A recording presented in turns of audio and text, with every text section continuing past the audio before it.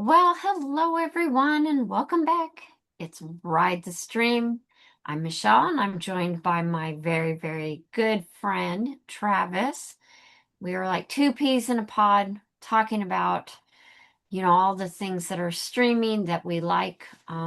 Definitely hitting all those items that either he or I have watched. So, there's not a dud in the bunch, maybe an episode or two, but but generally speaking, we're chit-chatting about the stuff we like, but we're thinking about branching out and experimenting in new ways. Oh yeah. So stay tuned. If you're not subscribing, please hit the subscribe button and notification bell, because never know, we might be mixing things up and keeping you on your toes. So, Travis, how are you doing today? Hanging in there. Just the general gist of fatigue. The usual suspects. But other than that, delighted to chat about another episode. Um, you know, I'm uh this is my season of Survivor. And blending that in with Falling Skies is nice. Um, Plus, we've recorded part of a Mm-hmm. 25 anniversary celebration. I don't know if we ever mentioned what it was, but No, I don't think we so it's been a good week with that regard. have. Plenty of chit chat time, and I'm always here for it. Oh yeah, same here. Of course, we have warm weather here. It continues. It's not the record 100 degree plus weather here in Arizona. We have a reprieve. It's high 90s for the next week or two. There was 30% chance of rain forecast, and I'm like, oh yeah, I'll take it. I'll take it. But that has since gone away. Now it's like, well, we might cool down to 78 on a one day. I'm like, what? Why? Why bother? You I know? mean, a 20-degree dip might feel good. Well, that's true. Yeah, it might. Otherwise, I'm going to be out there in our little fountain doing my laps around because it's so hot. I'll be fighting the fountain with the birds. So, uh, oh my goodness. Yep, yep. I actually have one in here already, Max, who is our posh kitty. He's our big fluff butt. But that one there that you saw is Cecily. Yeah, so we are rapidly approaching the end of the first season of Falling Yeah. Skies. And it's kind of weird because of the fact that, we had been talking about Lost, and those are like 20 plus episodes a season. So it's interesting how just if, a few years later, a 10 episode season is becoming more normalized. And of course, now, it's six or eight Yeah. is Big kind of, change. yeah. And especially when I was a kid, everything was, um, I think like around 40. I think that was kind of the magic number. But you'd have a lot of episodes. So very dependent on each other, obviously. And of course, now we stream and we binge watch, and, we don't have to wait a week, which is nice. Yeah. But yeah. I mentioned, because I don't know if I mentioned in the last one or not, but uh, one of the movies that just dropped was, I think, War Invasion with Alan Richson, who plays Alan, Richard. yeah, War Machine. War Machine, that's it. Yeah. And I thought, oh, that's very interesting because of our whole, Falling Skies discussions. This movie takes place like as things are starting to happen. So It's kind of a fun, it's a popcorn movie. Um, I enjoyed it. I haven't seen that actor in Richard in Reacher, although I know that, people say he does such a great job and he's very physically present, you know, physique about him. But Yeah. enjoyable Yeah, movie. I'm a fan of Reacher, and you told me about War Machine. I was like, okay, so it's Yeah. b behind the scenes. It's currently a Wednesday as we're recording, Hmm. so tomorrow night or Friday night is my plan to try to tackle watching War Machine. Yeah. Um, and then maybe that will pop up here on Eh, the Yeah, by maybe the so. stream.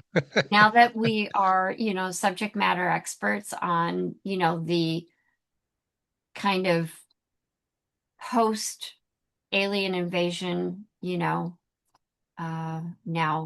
going into insurgencies of the human race and things like that.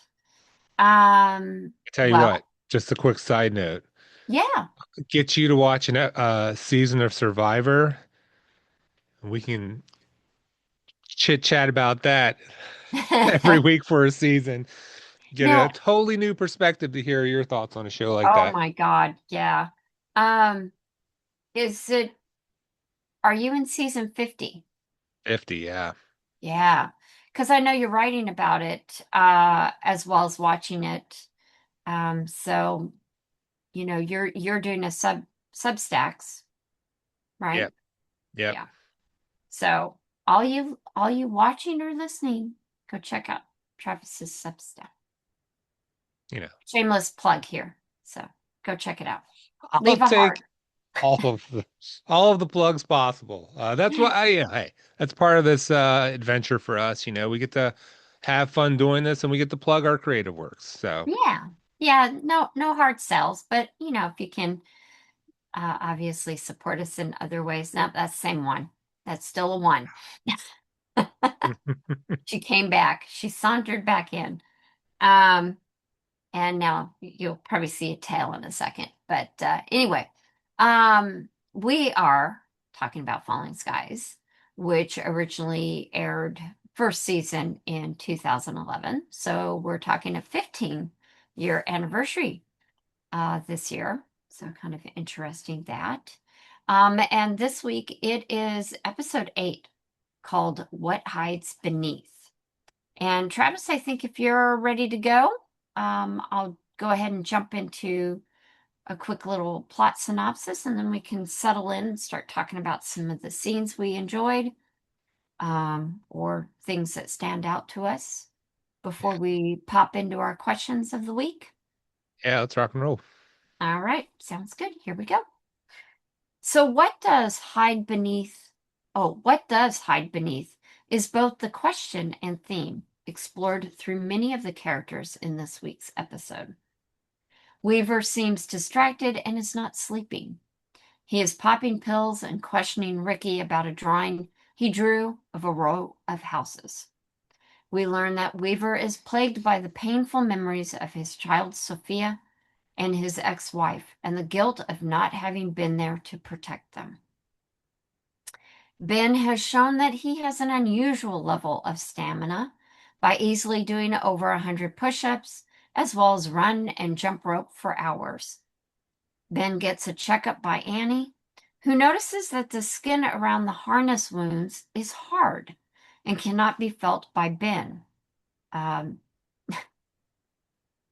Using a scalpel to touch the skin, and he doesn't feel it. Annie explores a horrifying theory. The harness controls its host, but does it also morph the host? The dynamic Pope is a bomb expert, and he sets to work solving the problem of ineffective ammo against the mechs. Along the way, the mystique of Pope is peeled back just a bit by the young Matt, who is trying to find a way to help with the fight, and inadvertently does. An anonymous urban survivor, Sonia, provides tea to the scouting party of Tom, Hal, and Weaver. Why was she originally captured, but then let go to return to her home. Yet another avenue by which the aliens have integrated into the human resistance, human informants. Sonia tells the trio that the aliens just want humans gone. How frightening is that? Meanwhile, in other episode news, Porter returns with news that the aliens are retreating all over the world and regrouping at their superstructures rooted in various metro areas. Now is the time to strike, and he has set the timeline of 4 days before going on the offensive with small groups that will attack each leg of the alien structure in Boston. Fortunately, Pope comes through, and the second Mass finally has something to cheer about. There we Very, go. very good. Thanks. Well, lots there to discuss. Yeah. So, Travis, from last week to this week, feels like we kind of an ominous title, what hides beneath, but at the same time, a sense of maybe some hope. What are your thoughts about this episode? Yeah, this one was interesting. First, the woman in Boston who's still there. I'm not remembering the actress's name, but very Blair Brown. Claire Brown. Very fond Blair. of Blair. her. Huge fan of Fringe, and she was on that series as a regular. So it was delightful to see her on the screen. Um, Very sad also, realizing that she wasn't all there Mm-mm. because she was still waiting for family to return, who clearly weren't going to return. Um, I and almost wonder if she had like early onset dementia or Alzheimer's because of the way that she quickly was able to list out like all the neighbors and their kind of quirks and ticks and things like that, and how she was waiting for them to come back. The way that she clinged to Tom, Hal, and Weaver, hoping that they'd be back, in yeah, part because she's an informant, but also she's probably craving some friendship. Um, so yeah. yeah. So that was definitely an interesting. Like I think that Tom and Weaver mentioned like a different tactic for the aliens to use, which is not an uncommon tactic in history. Um, and we also see as they're scouting, like the presence of new alien uh, Yes. that we had not seen before. And their presence is, we only see them, I think, in two scenes, but their presence is very unnerving. Very tall, bipedal, so two arms, two legs, very lanky. Um, Very muscular. yes. Almost remind like a very emaciated surfer, the Silver Surfer character. Oh, that's a great reference. Yeah. And it just the way the skitters kind of grouped up at attention for them was Hmm. alarming. So that was interesting. We had the scene at the end where we saw Karen again. It's a harness on her, but there was also one of the new aliens with her peeking through the peephole. That was creepy. And then we have Weaver's backstory. I mean, obviously, it makes sense that he was falling apart this episode. But that backstory, ooh, I mean, Tom's reaction, Noah Wiley, great job reacting, listening to Weaver tell his story. He was like completely shocked and like blown away by what he was hearing.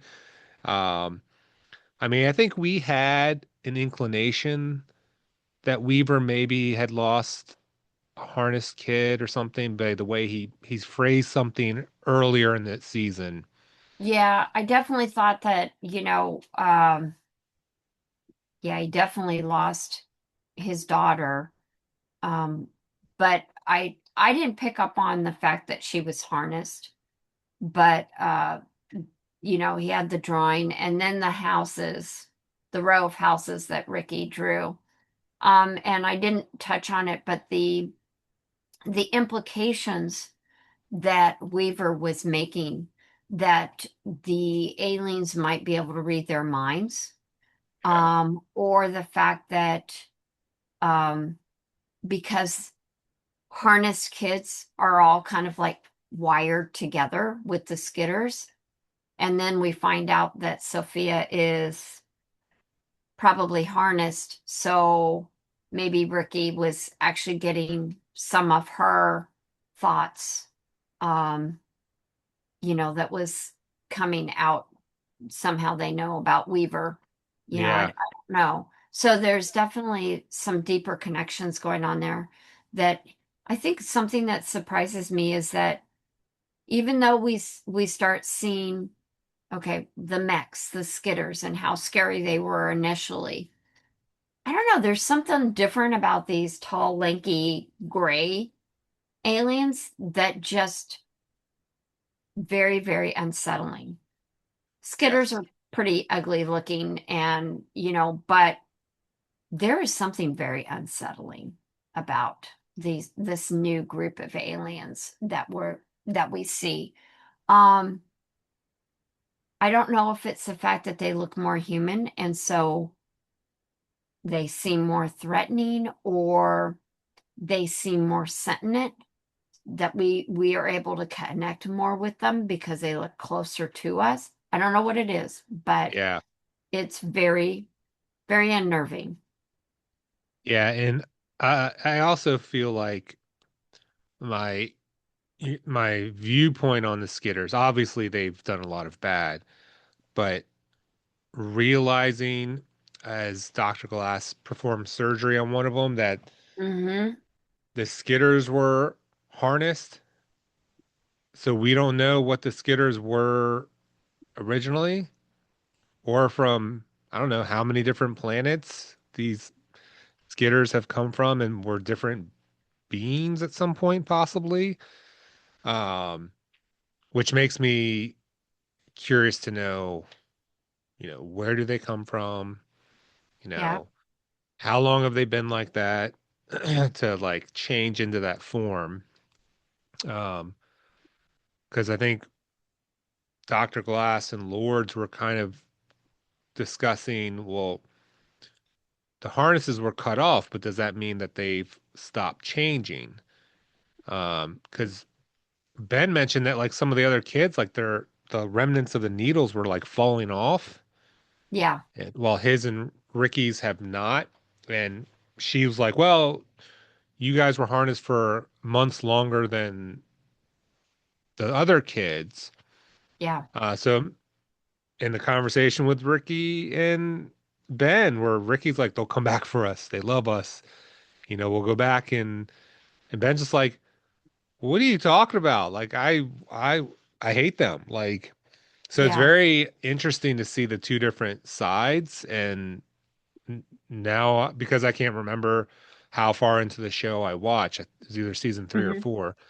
I'm curious to know, like, are they done changing? Like, Yeah. um, yeah, I don't know what your take was with the back and forth between Ricky and Ben and the whole surgery and like, It's such an interesting study to me, and I'm continually fascinated by that, the relationship between the two, and then also the physical manifestation or impact of them being deharnessed.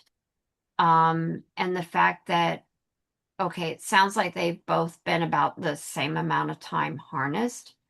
But again, there's lots of different external factors that's leading to why they're so different, which I think is fascinating. Uh, Probably the biggest thing is health wise. it sounds like Ricky was in really bad health until he had the harness. So there's definitely more of a dependence. He just seems like he became much more integrated into the hive mentality and Yeah. the connection with the Skitter and the other kids, but the Skitter particularly. Um, versus Ben, who really just is like, I'm done. I'm a human kid and I'm gonna continue to be a human kid. But at the same time, he's exhibiting, behavior, physical uh exercise that now we know he just wasn't into Yeah. when he was pre alien invasion. So that's kind of interesting. But I mean, he looks like kind of a fit kid anyway. So it's like, yeah, he probably had, that kind of boyhood adrenaline and, jumping up in the tree once in a while and stuff. So, um, but he is very much adamant against it. And I'm just thinking, well, kind of going back to Shakespeare, dost thou protest too much? Are you actually really worried underneath that veneer? So Yeah. maybe we're not done looking what's hiding beneath the surface of Ben, Yeah. um, which is, it's almost like I hate to say like a sleeper cell, but is there, still some sort of residual connection that he's feeling, but he's really trying to hard to shove down into the dark recesses of his past experiences. So, I mean that makes sense because when Hal, you know, grabs the timer while he's working out and it's like 2 hours and 40 minutes or whatever it was, like, hmm and he's like, "Oh, I must have just hit the button earlier." And it's like, so he's clearly apprehensive about something. yeah, Um, and I don't know if it's just because he knows people in the camp hate him and Ricky, and the other harness kids. But there's something, I think you're right. I think there's something there that we haven't seen yet explored or, why he's edgy about being honest with Hal about whatever. So, yeah, and we don't know if Ricky is having the same physical morphing that Ben is experiencing. So that's kind of a up in the air question whether certain is the evolution of or this morphing with every kid that's harnessed or every creature that is harnessed, or is it selective, you know, seeking out the fittest or, something like that. yeah. Um, I mean, you wouldn't think that Ben would have been super fit before, just by the generic description that Hal Mm-hmm. gave him, like the math nerd or whatever. Um, and he called him the dumb jock. So, I mean, that doesn't mean he wasn't athletic, but I think Hal also said, like, it's made comment about you doing push-ups. Would you like that was never you? Like, Yeah. Yeah, it made it sound like he was a couch surfer. So, he probably played video games. That might have been his nerd thing because Hal was definitely wasn't he lacrosse? And he played yeah, lacrosse. So, got to be very active for that. yeah, for sure. Yeah. Um, I think one of the kind of the sad things kind of going back to Weaver was just how much anguish he's going through, and the fact that he kept it so private, and that, you know, one way him as a leader was putting aside his own personal sufferings, and being happy for Tom and Mike that they got their sons back while, um, Weaver is, you know, falling into despair at the fact that, this guilt that he feels, that even though he and his wife had grown apart, there's still affection there.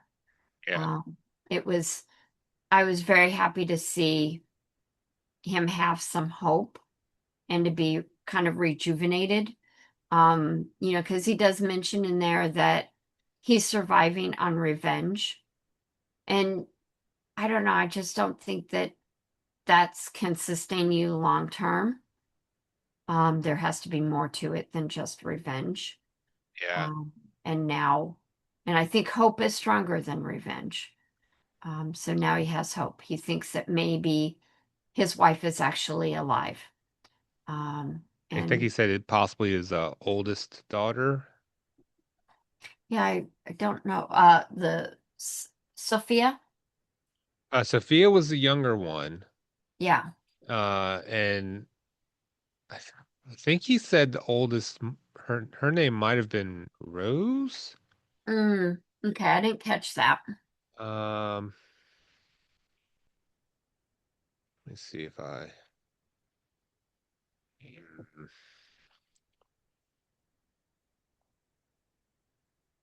try to see if he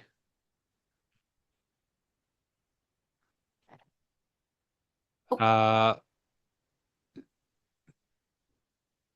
he makes a comment saying that while Linda's fiance had gotten hurt, I think trying to protect Sophia, he says hmm. Linda and Jean were down the street taking cover. Oh, that's right. Jean, yes. So, I mean, yeah, you definitely see the change for him when he realizes that they might still be alive. Hmm. Um, revenge is something where you're hoping to get even or get payback, but if you don't find there much reason to live beyond that, like I think eventually you're still set in the same kind of avenue of this despair life. Yeah. Um, so yeah, I agree. I think hope is the one of the strongest things that, you know, we can hold on to. Um, so yeah, that end sequence where, you know, hope, you know, talking with everyone and showing the new weapon that they can build. Um, Yeah. and Weaver steps up and says, "We're going to take this fight to them." And Yep. so, yeah, a renewed purpose for him. Yeah. Were you at all surprised by the fact that the news that Porter brings and the directive of, we're going after them in 4 days? Yeah, that doesn't seem, I mean, that's the communication I must be better because I feel like that's going to be a coordinated attack. Mm-hmm. Um, so, and I thought communication was an issue, Yeah. and I feel like that would have to be rectified for them to, unless they all just said, okay, in 4 days, figure it out. We're all doing this on the same day, Yeah. to try to catch them off guard. It does seem soon, although, I mean, what do I know? But um, I I think that makes it plausible for them to rely on someone like Pope, Yeah. um, because they've got a timeline. He's got experience. I think he said like a SEAL buddy taught him a thing or two. And And a 4-year program. Uh, his conversation with Porter was just I guess we'll call it classic Pope. Oh yeah. Where Yeah. he's just like, "Oh, I'd stand for attention, but my leg." And Pope or Porter's like, "Isn't this the guy who shot on you?" And he's just like, "Oh, that was so 3 weeks ago." Yeah. Hope is the guy that you love to hate. He is the Sawyer of Falling Skies. Yeah. Absolutely. Hope is great. I he is the person that you need, because there's no filter, and sometimes you need a person that has no filter because things get said that would not normally under, appropriate and proper decorum be said. Yeah. So it is kind of nice when you have a Sawyer or a Pope in the show who's not afraid to just say it as it is. And I Yeah. I loved when he talked to Matt, when Matt comes in and they have their little dialogue, and Pope already knows that I'm not supposed to be talking to you, kid, because I mean, after you're punished, I'm going to be the one shot. Yeah. Yeah. And it was impressive that, Matt even was willing to say, like, I don't want to be afraid all the time, but I am. It's like, I want to be brave like my dad and you. Yeah, And it says, but I can't help it. I'm always scared. And yeah, the fact that Pope is willing to like spend time with them to say, like, hey, they're just nuts and bolts, these mechs are. And, we just got to find a way to figure it out. And they had one of the mechs bullets that they've yeah, constructed for themselves. And Matt's like, well, I wish we could use this against them. And Pope is just like, that's a brilliant idea. yeah, Let me figure that out. So yeah, it's amazing how they've intertwined, Matt's desire to help into a pretty important revelation of melting down the mechs to try to create bullets. yeah. Yeah, it's So a great idea. And using the hollow points, which are, you know, can rip up pretty good. So um yeah.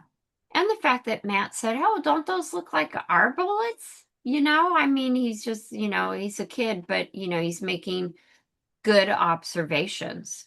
And it's kind of like sometimes you don't see what's right in front of you. And I feel like sometimes kids that are just also not filtered necessarily are able to make some observations that you might otherwise overlook. So I really liked that chemistry, yeah, and the use of that kind of thought, um, in that particular discussion, I thought was rather good. Yeah, because Matt has expressed a couple of times now how he wants to do his part, and not just do school. I mean, this is huge. This impacts the entire world. It's not like, no, you go to school. Well, grown-ups will take care of everything, don't worry about it type of thing. And I know Tom really wants, Matt to have that kind of as normal of a childhood as possible.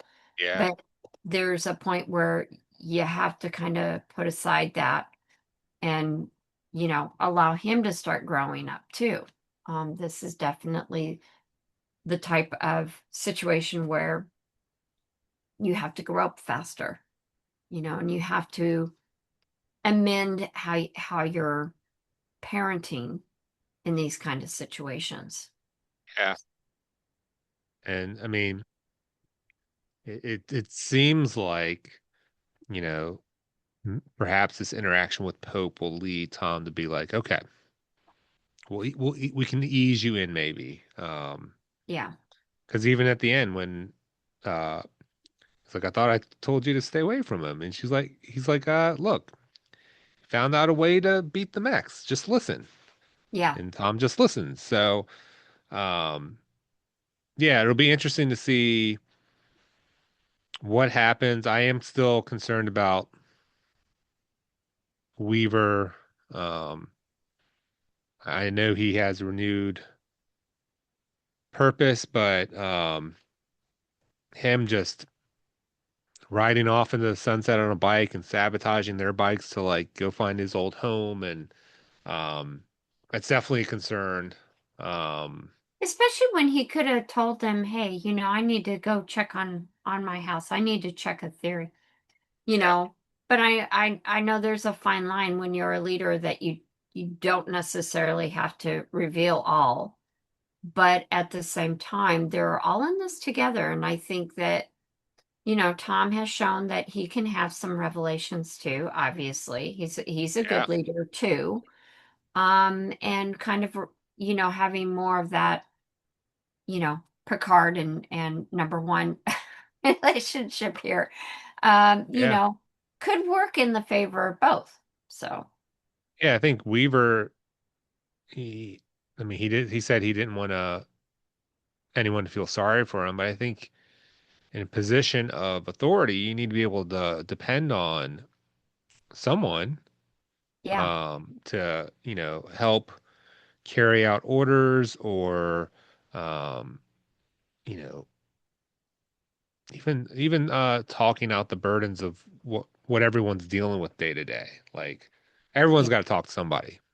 So, yeah. And he doesn't seem to have anybody, and it be nice if he can, rely on Tom yeah. for some of those, when he needs a little support or a sounding board. Because they haven't seen eye to eye, but I think they respect each other. And I think that that's a good venue, for Weaver. And hopefully he will take it in the future. But speaking of the future, we are going to take a short break. And when we come back, we'll, kind of dig deeper into scenes and what our favorite ones are and who our favorite characters are, or who is our favorite character of the episode. So be thinking about some of your favorite scenes and characters. And, if you get a wild hair, write it down in the comments. Just, put a little spoiler alert, if we get into spoiler territory that's beyond this episode.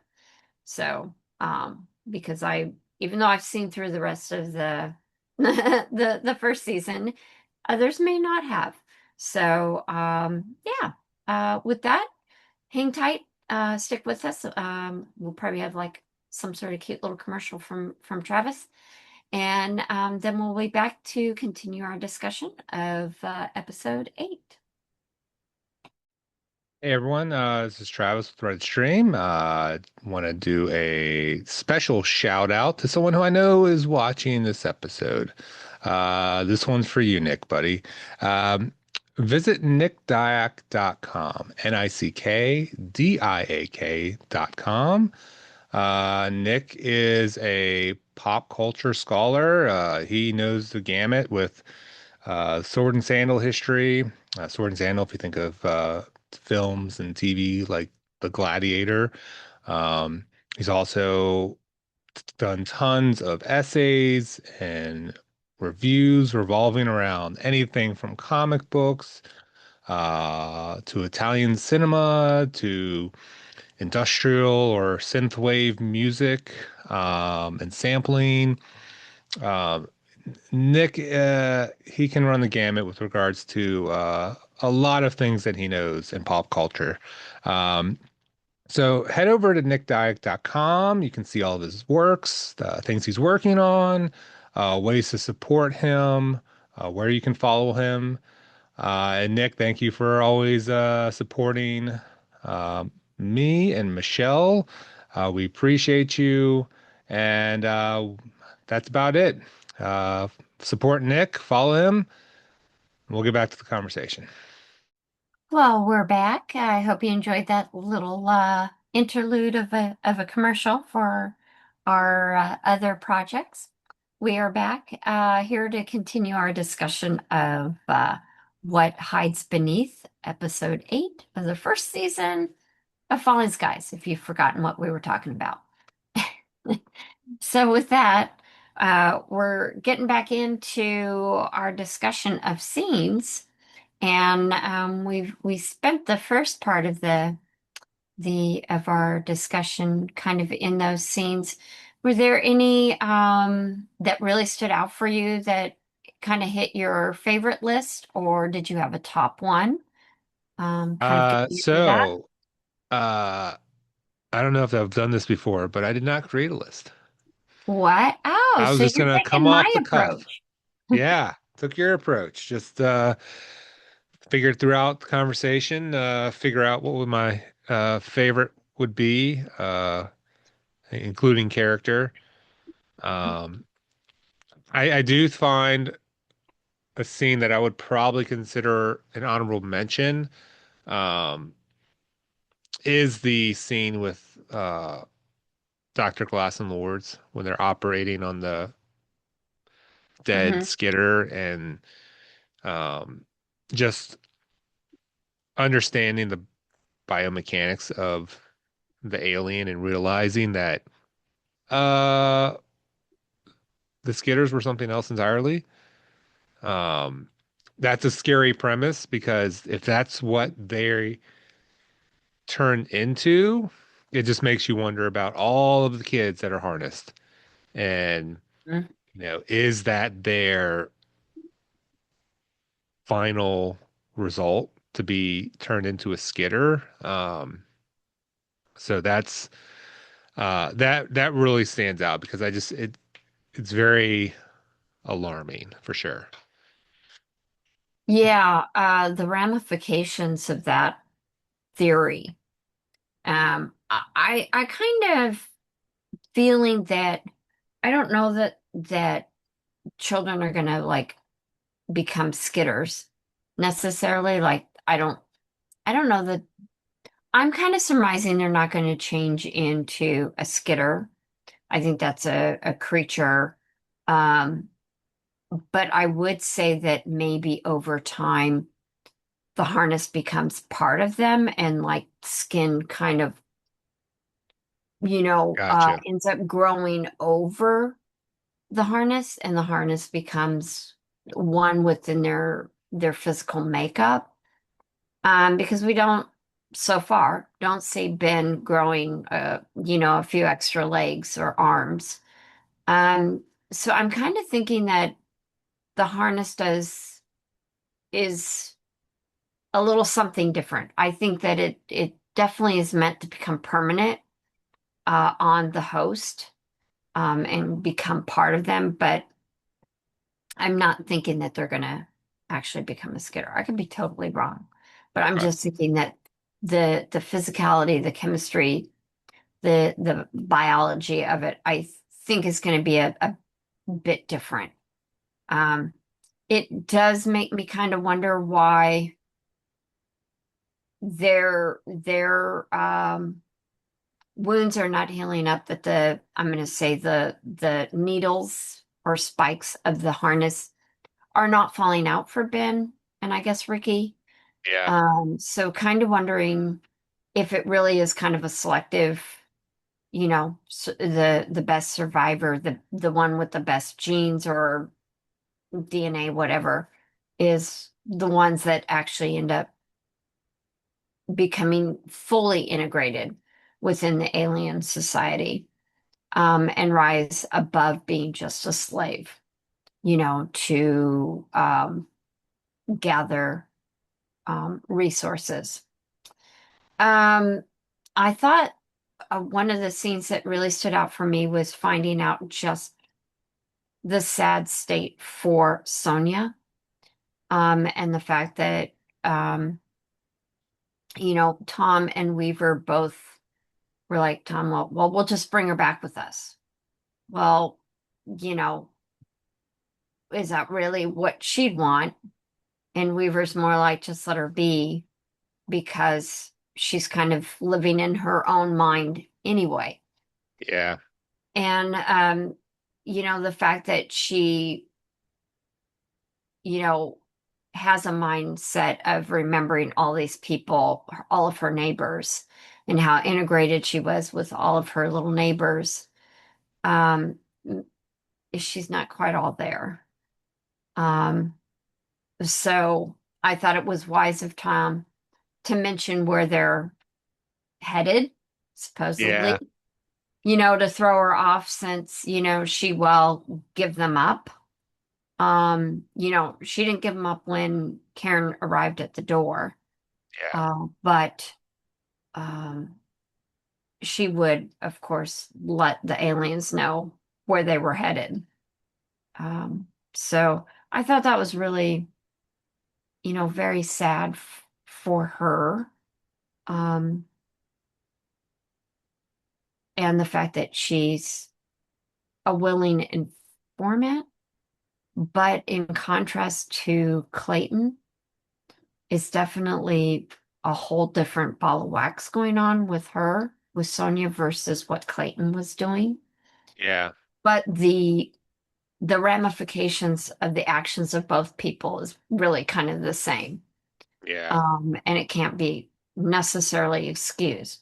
Now, is Tom going to, shoot her? No. Um, but he lied to her because he knows what she's going to do, and Weaver's just let her be. That's probably the best thing. Yeah. So, Yeah, that is just an overall sad state of things because you see her, you see Karen harnessed, and then you yeah, see the creepy new alien. Um, I would say another scene is the introduction of the new aliens when they're scouting Boston and they see them on the bridge, maybe. yeah, So that was very interesting. Because that scene also reveals that, Weaver, with his construction background, is realizing that these large structures are using earth materials to build them. Um, which tells him, well, that we can take that down like we would take down any other building. yeah. So I thought that scene was interesting too, just because I was not expecting. It's not, it's very unexpected to think that, oh, there's another alien. I know we've talked about what's the hierarchy Hmm. system within the aliens, and now we get a glimpse into that. So uh, Yeah, that was interesting to see because it kind of helps us understand a little bit more. yeah. And to keep the momentum and interest of the series going too, is that, we have so slow revelations and about the aliens, the alien hierarchy, what's going on amongst the humans and things like that. And so, this is the latest. Oh, there's something more than the skitters or the mechs. And it reminds me of a discussion that was had in an earlier episode where they were talking about, well, why would you have, they were trying to determine if skitters are the primary and your mechs are, your strongmen, your robots that they made. Why did they not make them in their own image? Um, so now we know that there's bipedal aliens. So now the mech makes a little more sense because they're Totally. also on two legs.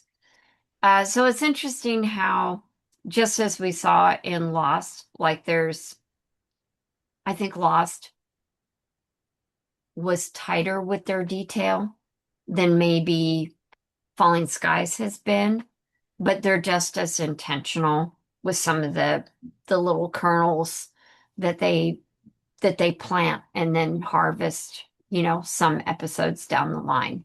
Yeah. Uh, so, I remembered that conversation uh, as we saw the new Alien, and I was like, ah, okay. So we do have something that's a little more humanoid, and that would now explain the mechs. But then the harness, that whole theory about harnesses and what they're doing, um, now makes a little more sense that the skitters are from somewhere else too, Yeah. and may not even be a part of this controlling alien group. The skitters are slaves too. Yeah. you know, and that brings a whole nother dynamic. And it's kind of like, okay, how do you get skitters on human side and then go after? Um, because if the skitters really are kind of in the same boats as humans, you know, hmm, maybe there's a some sort of something to be done there, you know, Yeah. to get the other aliens off and away. But it is kind of scary that conversation that Sonia has with Tom Helen Weaver. Like, well, what did you learn? Well, they didn't really tell me much.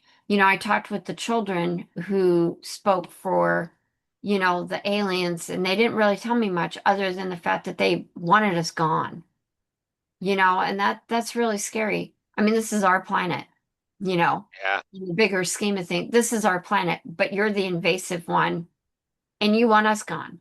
This is our planet. Go find your own. Go Yeah. find one that doesn't have anything. Doesn't have because what are they there for? We still don't know why they're there.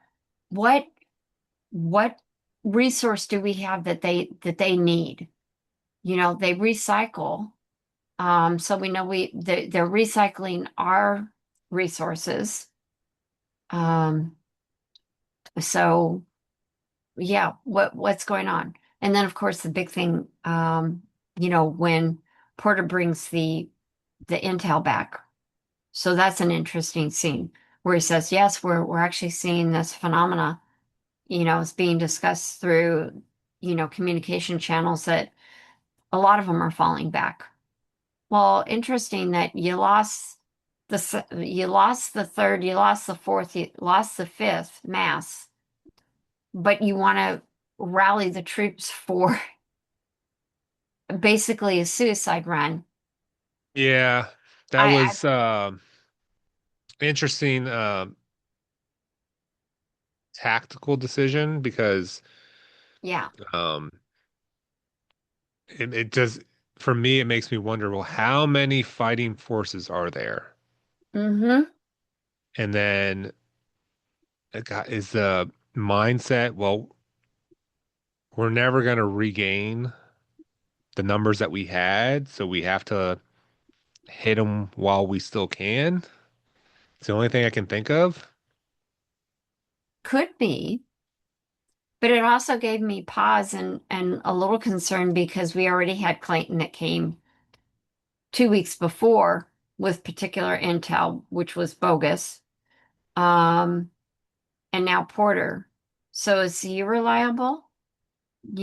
Hopefully he actually is, Yeah. because, he knows about these others, but it does make me fearful for our second mass group, what's going to happen because I think are there 4 or 5 legs to that thing, to the structure in Boston? Is it four? Is it kind of like 4 legs? I Remember. I'm not sure. I'm not sure how many legs there are.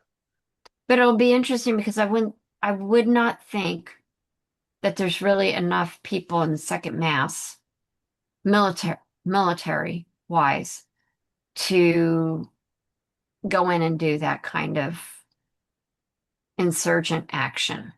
Yeah. Well, hopefully there are actual other um, companies out there still, um, beyond the third, fourth, and fifth, and of course the second, which is the one we're following.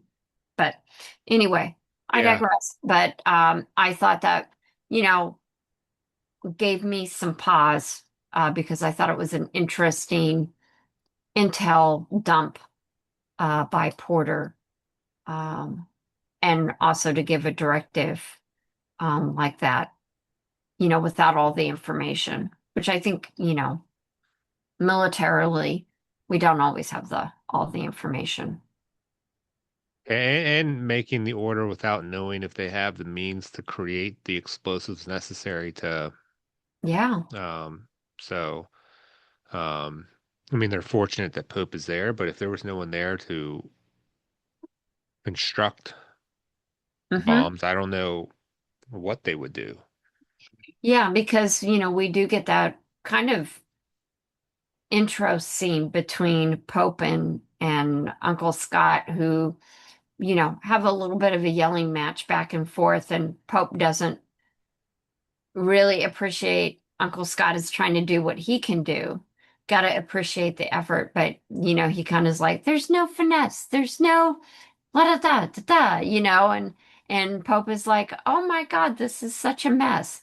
You know, take your little ham radio, your free radio out to the hallway. Let basically the big boys be in here, while we figure it out, type Yeah, of. Yeah, I thought yeah, that was interesting.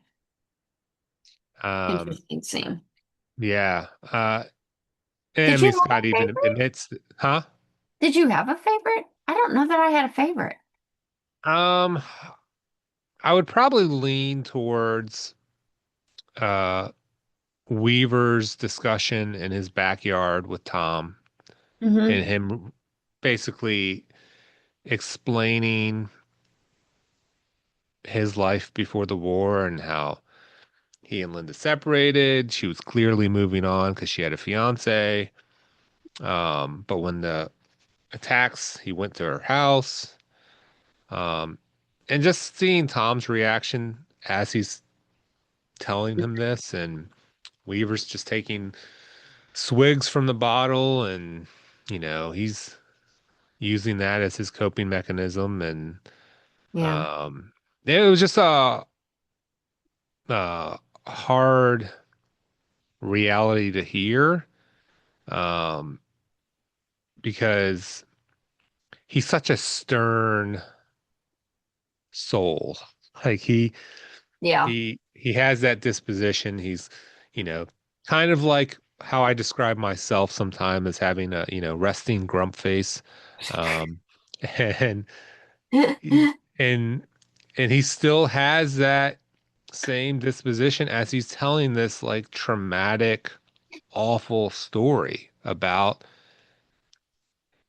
his daughter dying because he pulled the harness off, yeah, and that his wife and other daughter like were he assumed buried in a rubble, or he couldn't find them in the rubble after the mechs opened fire on them, yeah, um and him ultimately giving up, saying, you're right, I haven't slept, but I'm gonna sleep in my bed tonight because this is where I should have been all along. yeah, And he kind of resigns himself to giving up, and he'll even use himself as bait so Tom and his son can get away. And so it's kind of a really heartbreaking scene to take in. So yeah, that would probably be my top scene of the episode. hmm. Um, so you said you don't know if you have one? Well, that one I would say is probably a top one. I'll just go with a little bit different one that continues to show um, the surprise of the versatility of Weaver. And that's when Tom talks to Day and to Hal about Weaver, and Weaver comes in and basically, still has surprises left in him, in which he decides he's going to go on the scouting party. And you're thinking, uh-oh. But at the same time, he's saying, well, did you have a construction company? Do you understand about load bearing, formulas and engineering? No, you don't, do you? So guess what? I'm going. And, Yeah, that's sometimes a leader putting his men in their place, So I thought he still is a leader, even though he's going through a lot of baggage that we obviously hear more about in the scene later. Um, he still shows that he has a lot of versatility, and there's a reason for him to be a leader. And I think, him. being able to draw upon his past experiences, both in the military and then, after he retired, I just shows that, yeah, it was a good decision to have him as leader. And even though he's uh, floundering at the moment, he still can make good choices. Yeah. Maybe they're not all the right choices, but generally speaking, he's making the right choice. And he should go on the scouting trip. He knows about that stuff. Yeah. And begrudgingly, he does need Pope. Um, you know, um, because Pope has certain knowledge that can help the group just like everybody else. So I'll go with that one. I think another top one is when Annie and Lords do some late night dissection, and just the ramifications of that Yeah. discovery is pretty monumental. And I'll I think I'm most interested to see how that's going to play out in Yeah. the future episodes because I'm very curious by that. So Yeah. And she still has to have that conversation with Tom about that discovery. So, yeah, um, since they yeah, said that it's best to like not tell the group as a whole, so they don't have like a panic on their hands, and yeah, um, so yeah, I think that might be the m most um interesting thing to look forward to from this episode because of yeah. not knowing exactly what it means. Um, um, so yeah, I'm trying to think of any other scene that stands out. Um, I just think maybe all the scenes that Pope's in this episode are really Oh yeah, good. yeah, He provides that good bit of levity from the seriousness of the other scenes. So, yeah, yeah. I agree with that. Okay, so the other half of our standard two questions is favorite character or characters. Um, did Are you able to have a favorite or a couple of favorites or um, special honorable so mention? I think I gave the favorite scene to Weaver. Mm-hmm. So I think I'll switch gears and do a different character for my top character. I'm gonna say Okay. Pope. I'm gonna say Pope because not only does he provide the, comic relief for this episode, he's not shy about his interaction with Matt. Like he's honest and saying, "Hey, I'm gonna face corporal punishment from your dad. You know, be wary." And Matt just opens up about how he's afraid, and I think Pope is just like, "Well, crap. Can't just like shove him off now." Like he Yeah, tries to even show, like, "Hey, they're just like these little parts and washers and bolts and um, nothing too scary." And I don't know. I don't know if when we first met Pope, he would have taken the time to do that. yeah, And using that interaction to then game plan a new way to attack mechs and skitters. So, and even the end scene where Weaver lets him, uh, soldier give him a gun. And mm-hmm. first they give him a rifle, and everyone else lifts a rifle toward him. You see him look back like, uh, Yeah, like, get the point. Please don't shoot me. yeah. So, yeah. Did you have a list of favorites or a single favorite? I think I do like the I like it, Pope in part because I feel like he's integrated a bit more with the group. Um, there isn't a, I don't feel like he had an alternative, an ultimate, oh my God, I can't speak. He Ulterior? doesn't, yeah, yeah, words. Um, he doesn't have an ulterior motive, I think, with helping. He's still him. He's still a pain in the butt. But he is more than just cooking bread. He has a lot of skills. And I do feel like this episode felt like a turning point for him. Like he was actually, part of the group.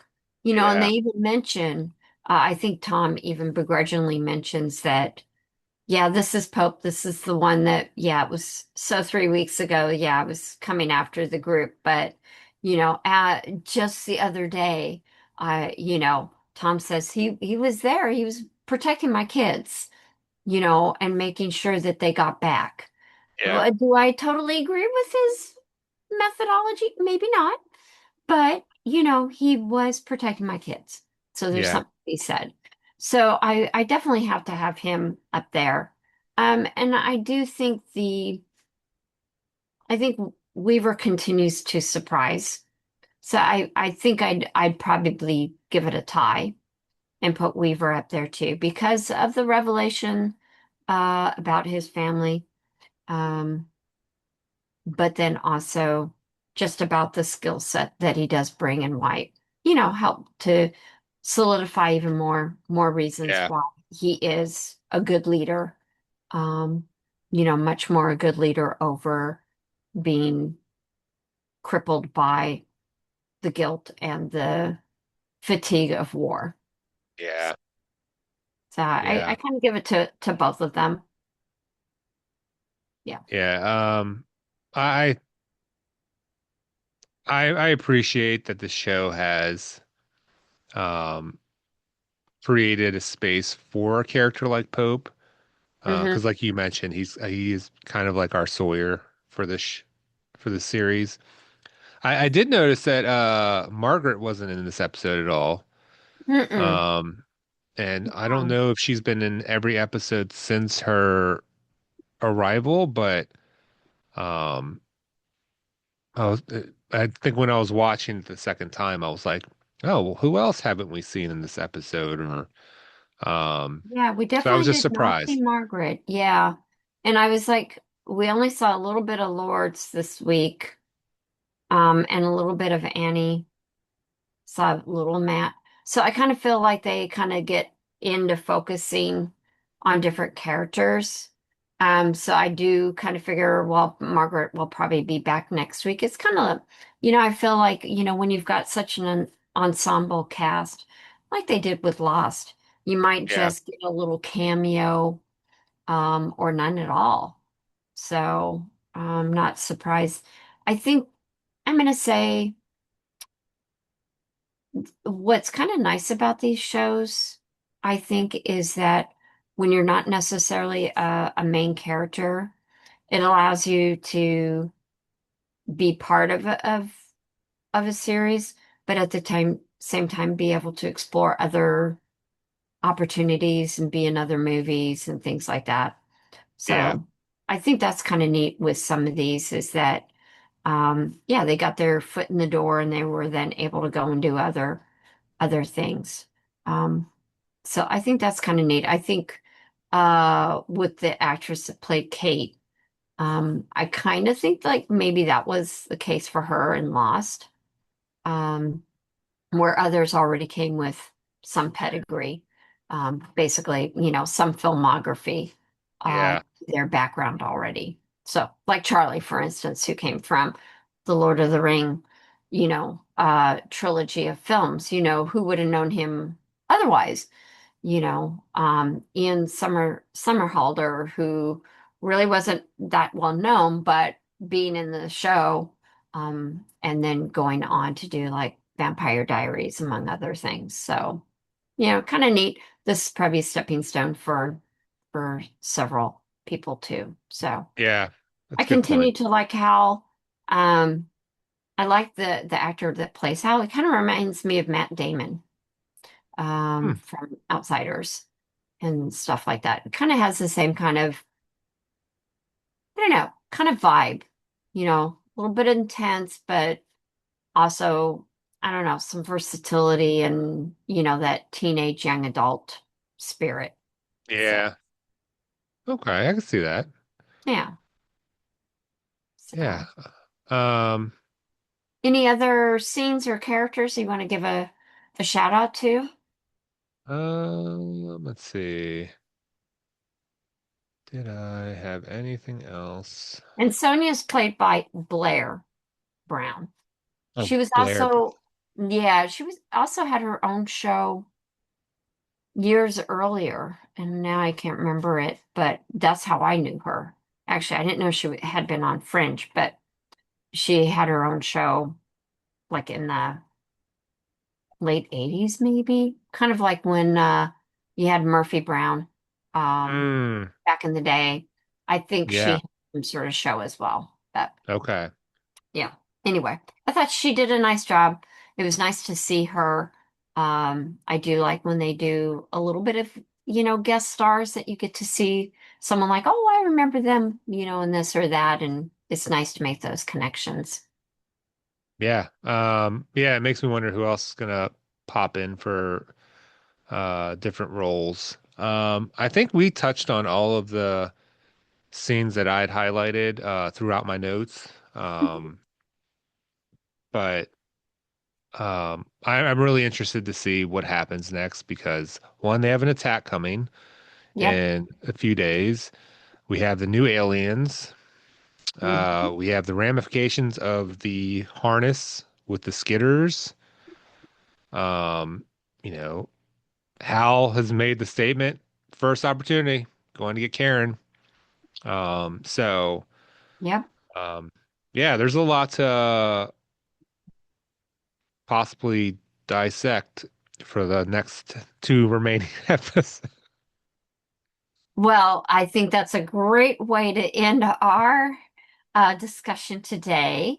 So I'm a dork. obviously, feel free to put in the comments your favorite character, your favorite scene. If we didn't happen to cover it, I think we did pretty good deep dive discussion this week, as we do try to do every week. So thank you again for joining us, whether you're watching us and doing a cat count, or if you're listening to us as you do, I don't know, household chores or something, or, just kind of taking it easy. So thank you so much for listening and watching us today. If you, of course, haven't subscribed, do that. Those algorithms help us out a little bit, and we sincerely appreciate that. Otherwise, we will see you next week when we'll be out here riding the stream.